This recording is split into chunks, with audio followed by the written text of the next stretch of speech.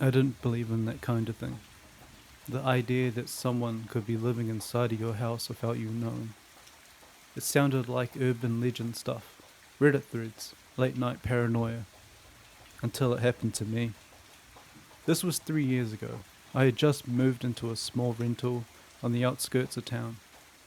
It was an older place, built sometime in the late 80s, single story, low ceilings, narrow hallway, the kind of home that always felt slightly dim even during the day. It was cheap, that's why I took it. I lived alone. The first strange thing wasn't dramatic. It was a door wide open or muddy footprints on the floor. It was a chair. I distinctly remember pushing the dining chair fully under the table before leaving for work. I always did. It was a habit. Small space, small kitchen. Leaving it out meant bumping into it. When I got home that evening, the chair was pulled out slightly, just enough to notice. I stood there for a second, staring at it, and then I told myself I was being stupid. Maybe I didn't push it in all the way. Maybe I bumped it walking past. Maybe I just didn't remember. That's the thing about living alone. There's no one else to confirm your reality. If something's off, it must be you. I pushed it back in and forgot about it. A few days later, it was the bathroom cabinet. I always close it. Always. I don't like seeing clutter. I came home from work and the mirror cabinet was open by about an inch. Again, small. Easy to dismiss. I actually laughed at myself that time. You're getting paranoid, I said out loud just to break the silence. The house had this way of holding quiet. No nearby traffic, no neighbors close enough to hear. At night especially, it felt sealed off from the world. The third thing is when I started to feel uneasy. I kept my spare key in one of those fake rock containers near the back fence. I know, terrible idea, but the landlord suggested it when I moved in. One afternoon, I got home early. It was still light out. I walked around the side of the house to grab something from the shed. As I passed the back fence, I noticed the fake rock wasn't sitting quite where I left it.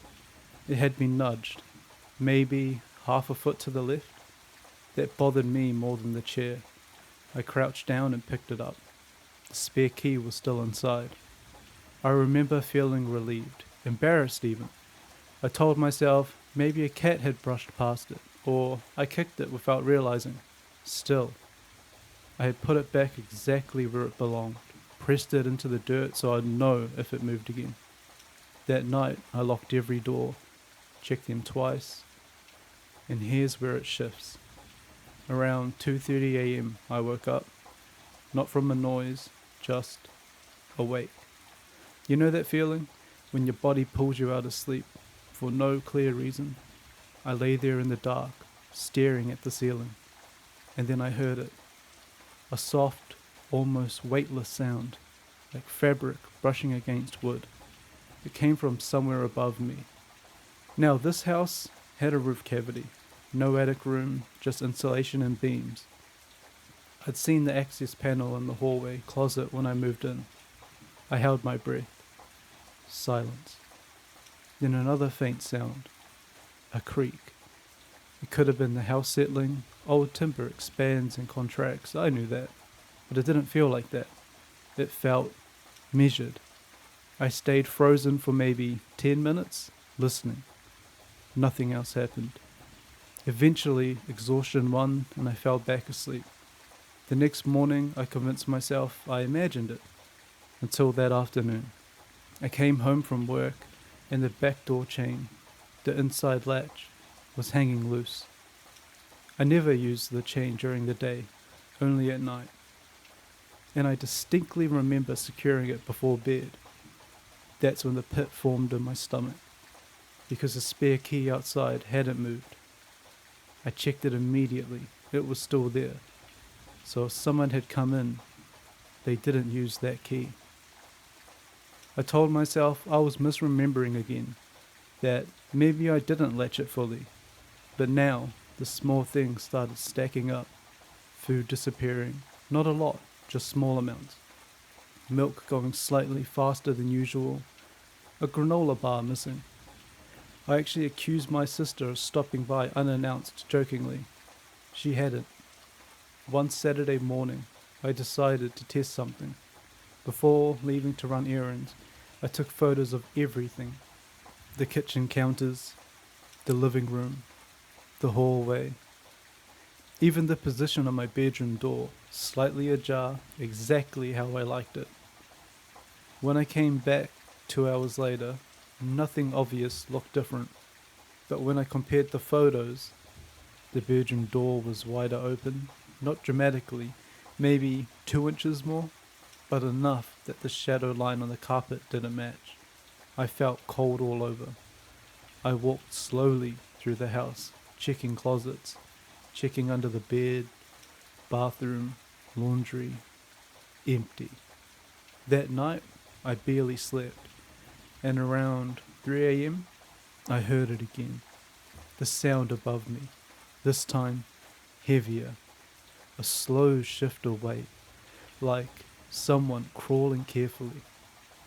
My heart was pounding so loudly, I thought I might pass out. I grabbed my phone, turned on the voice recorder. I don't even know why. Instinct, maybe. And then a faint thud directly above my bedroom. Not loud, but intentional. I didn't move. I didn't breathe. After maybe 5 minutes, I heard something else.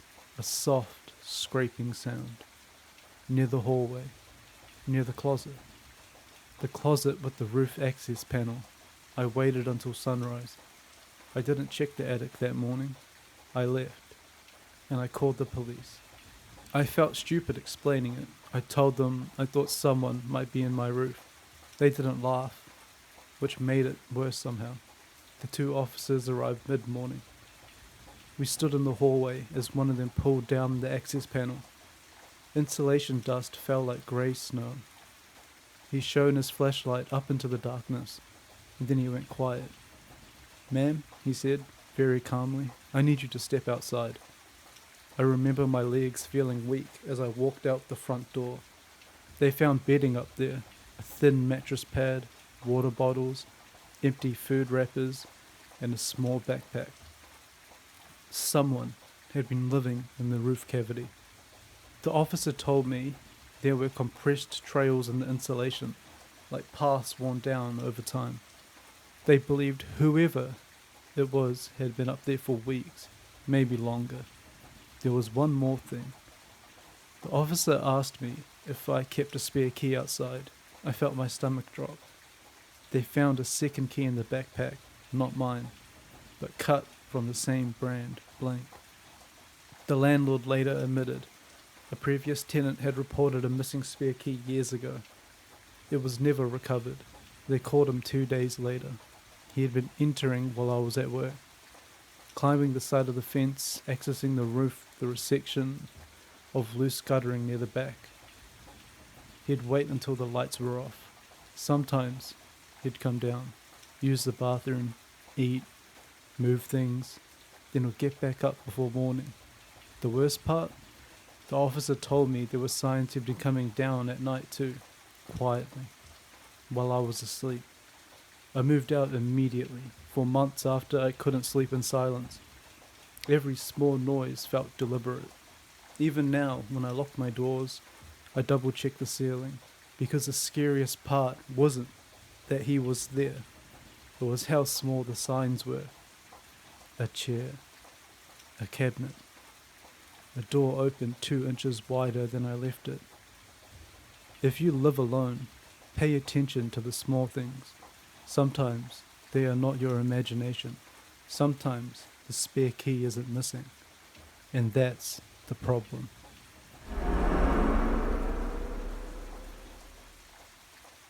I work from home. That's important, because when you work from home, you start to notice patterns most people don't. The exact time the mail truck arrives, which neighbour leaves first thing in the morning, when the street goes completely quiet, You also notice your Wi-Fi network more than you probably should. The first time I saw it, I thought it was a joke. It was a Tuesday afternoon, around 3:15 p.m. I remember because I had just finished a Zoom call and my internet briefly dropped out. I clicked the Wi-Fi icon on my laptop to reconnect. That's when I saw a new network listed. I can see you. No password lock symbol, open network, strong signal. I actually smiled at first. Someone nearby had a sense of humour. There are 6 houses on my side of the street, 2 across from me. It could have been anyone. I didn't think about it again until that night. Around 11:40 p.m. I was brushing my teeth when my phone buzzed with a notification. Weak Wi-Fi connection. I opened my settings to switch networks, and the name had changed. Checked the window. I stared at it. Same signal strength, same open connection, different name. I felt something cold settle in my stomach, because that wasn't random. That was directed. I walked slowly to the living room window. My house faces the street.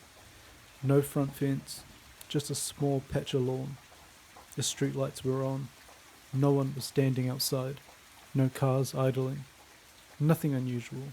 I told myself it was coincidence. Maybe someone just liked creepy network names. Maybe I was projecting. Still, I closed the blinds that night. The next morning, the network was gone. Completely gone. I convinced myself I'd imagined the second name until Thursday. It reappeared at around 2 p.m. You left at 9:17. I stopped breathing for a second. I had left at 9:17 that morning. Exactly. I had a dentist appointment. I checked my calendar to be sure. 9:30 a.m. appointment. I left at 9:17. I always reverse slowly out of the driveway.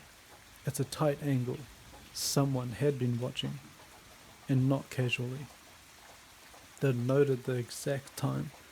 I shut my laptop and walked through the house, checking locks. Everything secure. Then I stepped outside and scanned the neighbouring houses. Nothing looked different. No unfamiliar vehicles, no open garage doors with someone inside staring. The network disappeared again that evening. I didn't sleep much that night. Every small engine sound made me tense. The next day, I decided to document it. At 1:50 p.m., I opened my Wi-Fi list and screen recorded. At 2:07 p.m. it appeared. Nice blue shirt. I looked down. I was wearing a blue shirt. I felt exposed in a way I can't properly describe. Not like someone might break in. Worse, like someone already had access to me. I closed every blind in the house, every curtain, even the small bathroom window. Then I turned off the lights and waited. The network stayed visible for about 15 minutes, then it vanished again. I called my internet provider first. They ran diagnostics. No unknown devices connected to my router. No unusual activity. Then I called the police non-emergency line. The officer I spoke to was calm. He asked if I had interacted with the network. No. He told me not to connect to it under any circumstances. He also suggested changing my router password and enabling WPA3 encryption. I did that immediately. That night, the network didn't appear. I felt foolish. Like maybe someone had just been messing around and got bored. Until Sunday. At around 8 p.m, just after sunset, it came back. Back door. That's all it said. Just like that, I froze. My back door leads to a small fenced yard. No street access without climbing. I grabbed a kitchen knife before I even realized I was doing it. I don't know why that was my instinct. I moved slowly toward the hallway. The back door was closed, locked. But the outdoor motion light was on. I never leave it on. It's sensor activated, which means something had triggered it. I stayed inside. I called the police again. 2 officers arrived within 15 minutes. They checked the yard, nothing. Checked the fence, no visible damage. But one of them noticed something near the back corner of the property. A small folding camping chair, hidden low behind the hedge line, facing my house. It hadn't been there before, I was certain. Next to it was an empty energy drink can, still cold. That detail made my skin crawl. Someone had been sitting there recently, watching. The officers canvassed the street. No one admitted setting up an open network. No one claimed the chair. They took it as evidence, suggested I install security cameras. That night I didn't stay. I went to my brother's house. The next morning, while I was at his place, I checked my Wi-Fi list remotely through a monitoring app. The network was active again. Why did you leave? My brother read it over my shoulder. We just both stared. That's when it stopped being a prank in my mind. It wasn't random. It was reactive. Whoever it was knew when I was at home, knew when I left, knew what I was wearing, and now knew I wasn't there. Police escalated it after that. They brought in someone from the cybercrime unit. He explained something I hadn't considered. The Wi-Fi name, the SSID, can be changed easily on a portable hotspot device. It doesn't require a fixed address. Someone could be broadcasting it from a car, a nearby house, even walking past with the phone in hotspot mode. All they had to do was rename it repeatedly, which meant the person wasn't hacking my network. They were using it to communicate or intimidate. They pulled nearby traffic camera footage from the main road. After reviewing timestamps, they noticed a dark hatchback parked intermittently along my street during each appearance window. Never directly in front of my house, always 1 or 2 houses down, engine off, driver inside. They could never get a plate from the angle, but the pattern matched. The final message appeared 3 days later. I was home alone again, blinds shut, cameras installed. At around 9 p.m. my phone buzzed. I already knew before looking. I opened the Wi-Fi list. Turn around. My blood ran cold. I was sitting on the couch facing the hallway. My back was to the living room window. Slowly I stood. Every movement felt heavy. I turned around. The blinds were closed, while one slat was slightly bent, just enough to see through. And through that narrow gap, across the street, under a tree, was a hatchback. Engine off. No headlights. But I could see the faint glow of a phone screen inside. I didn't wait. I dropped to the floor and crawled out of sight. I called 111, whispered the situation. Officers arrived within minutes. The car attempted to leave when patrol lights turned onto the street. They stopped at the intersection. Inside was a man in his mid-30s, no prior violent record, but multiple complaints in other suburbs involving similar behavior. He had a high-gain Wi-Fi antenna in the passenger seat and a laptop open to a hotspot configuration screen. They later found photos on his device, photos of houses, including mine, taken from the street, close-up of windows, close-up of doors, timestamp notes about when lights turn on and off. There were no images taken from inside my home. Police confirmed that, but that almost didn't matter, because the worst part wasn't that he broke in. He didn't. The worst part was how easily he could make me feel like he had. How a simple network name, something most people ignore, became a weapon. I moved shortly after. Different suburb, different house. Now when I check the Wi-Fi networks, I don't scroll casually anymore. I scan them carefully, because sometimes the threat doesn't knock. It doesn't force entry. It doesn't leave fingerprints. And sometimes it renames itself and waits for you to notice.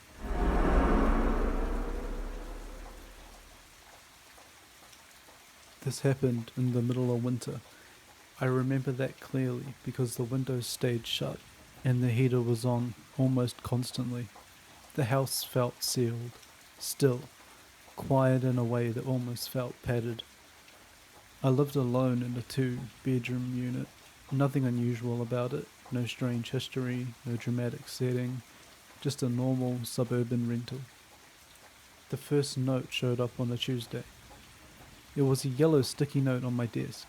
It said, "Remember to lock the back door." I stared at it for a long time, because I usually don't use sticky notes. I checked under the pad on my desk drawer. Untouched, still full. The handwriting looked like mine. Not identical, but close enough that if I had written it absent-mindedly, I wouldn't question it. I assumed I had written it. Maybe half asleep, maybe distracted. I crumpled it up and threw it away. That night, I checked the back door 3 times before going to bed. It was locked. 2 days later, I found another one. This one was on the kitchen counter. He was here again. I felt something drop inside my chest when I read that. I live alone. No partner, no roommates, no one with a key except the landlord, and he never entered without notice. I checked the doors, locked. Windows, locked. Nothing looked disturbed. I stood in the middle of the kitchen trying to remember if I had written it as a joke to myself, some kind of stress reaction. Work had been rough lately. I wasn't sleeping well. I told myself that had to be it, but the note didn't feel like a reminder. It felt like a warning. I didn't throw it away. I kept it. The third note is where things stopped feeling explainable. I woke up on a Sunday morning and found it on my bedside table, right next to my phone. I knew it wasn't there when I went to sleep. It said, "Don't fall asleep." My mouth went dry. There is something uniquely terrifying about finding evidence that something happened in your room while you were unconscious. I live alone. No pets. No history of sleepwalking. I checked under the bed, in the closet, behind the shower curtain. Empty. I went to the front door and checked the lock. It felt secured. There were no signs of forced entry anywhere. I called my sister. I tried to sound calm as I explained it. She laughed at first, thought I was joking, but when she heard my voice, she stopped. "Are you sure you didn't write them?" she asked. "I don't think so." That answer bothered me. Not no, not certain, just I don't think so. She suggested maybe I was sleep writing, stress-induced. I didn't even know that was a thing. That afternoon, I bought a small indoor security camera and set it up in my bedroom, pointed towards the door and part of the bed. That night, I barely slept. I kept imagining someone standing outside the camera's frame, watching. The next morning, there was another note. This one was stuck to the fridge. "Check the heater." I felt dizzy reading it, because I hadn't written that. I was sure of it. I grabbed my phone and opened the camera footage. I scrolled through the night recording. Nothing. Just me, sleeping. Tossing, occasionally. At around 2 a.m., I saw myself sit up in bed, slowly, not in a startled way, calmly.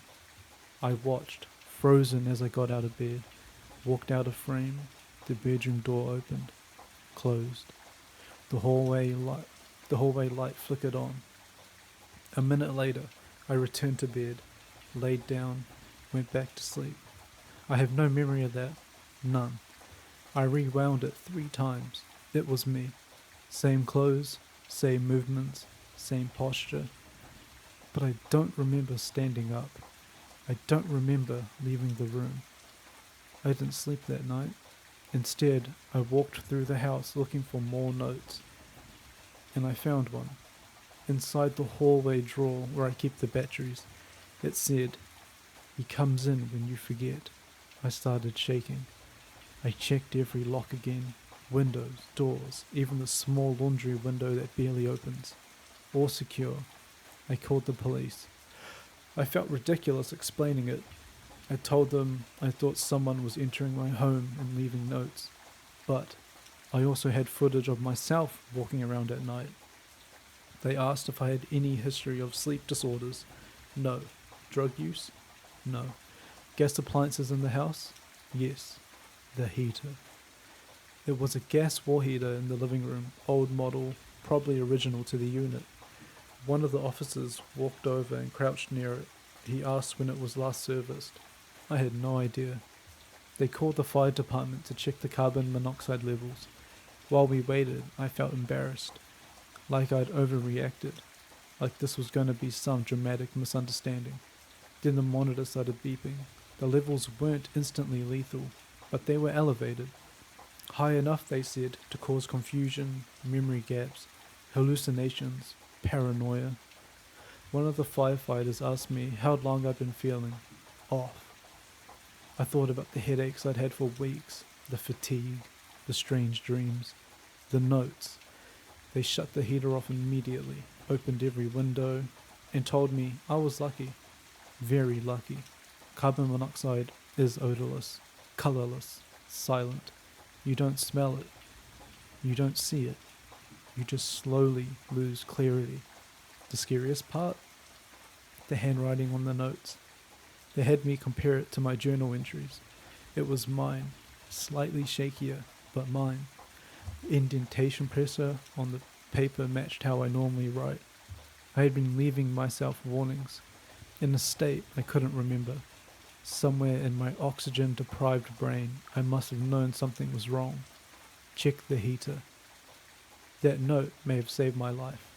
If I hadn't installed the camera, if I hadn't called the police, I might have kept sleeping through it, eventually not waking up at all. I moved out within the month. The landlord replaced the heater after the incident.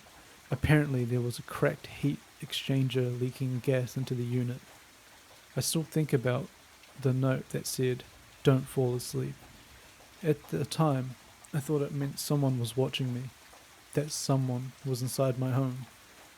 But it was my own mind trying to keep me alive, trying to stop me from going unconscious in poisoned air. The horror wasn't an intruder. It wasn't a stalker. It was something invisible, something already inside the house. Sometimes when I wake up in the middle of the night now, I sit still and listen, not for footsteps, not for breathing, but for silence, because silence can hide a lot of things. And sometimes the most dangerous presence in your home is the one you can't see.